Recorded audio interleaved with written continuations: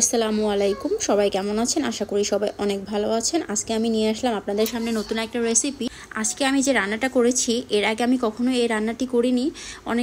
অনেককে মুখে শুনতে বলেছি যে এরকম করে নাকি রান্না করা যায়।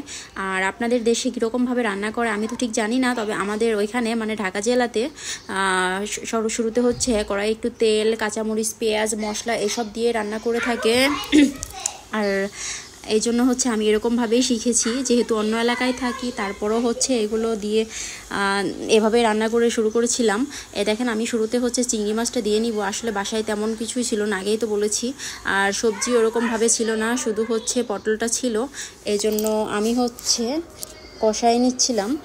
এরপর হচ্ছে এই কাটা যে পটলগুলো, আলুগুলো, এগুলো আমি ছেড়ে দিব। জানি না ঠিক খেতে কেমন লাগবে, পুচকির বাবাটা খাবে কি না, কারণ ওর হাজার সমস্যা, সব কিছু খেতে চায় না, অনেক বাছ বিচার করে। আমি আর আমার পুচকিটা শুধু সব কিছু খাই, যার জন্য বাজার করতে গেলে আমার অনেকটা হিসাব করে বাজার করতে হয়। এবার হচ্ছে আমি একটু ঝাল বেশি খাই, তো শুধু আমি না, বাসার সবাই ঝাল অনেকটা বেশি খায়। আমি আগে ঝাল খেতে পারতাম না, তবে পুচকির বাবাটার সাথে বিয়ে হওয়ার পরে আমি আস্তে আস্তে ওর সাথে থেকে ঝাল খাওয়াটা শিখে গিয়েছি। যেটা আপনারা তরকারি কালারটা দেখে বুঝতে পারছেন যে অনেকটা লাল কালার হয়েছিল।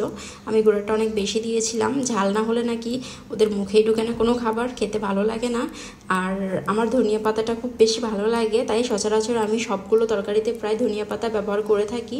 পুচকির বাবাটাও খায়, এই জন্য আমি দিয়ে অবশ্য শান্তি পাই সব তরকারিগুলোতে। অনেকে আছে যারা ধনিয়া পাতা খায় না, তরকারিতে ব্যবহার করে না, কিন্তু আমাদের বাসায় সবাই ধনিয়া পাতা কম বেশি সবাই খায়, এই জন্য আমি দিয়ে থাকি। এবার দেখেন, ফাইনালি তরকারিটার মধ্যে ঝোল দেওয়ার পর এই যে আমার কালারটা চলে আসছে। এরপরে হচ্ছে ঝোলটা আর একটু কমিয়ে নিয়ে তারপর হচ্ছে আমি নামাই ফেলবো।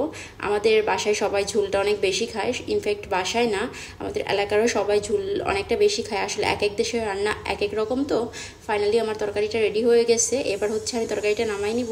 আজকের ভিডিওটা এ পর্যন্তই। সবাই ভালো থাকবেন। আল্লাহ হাফেজ।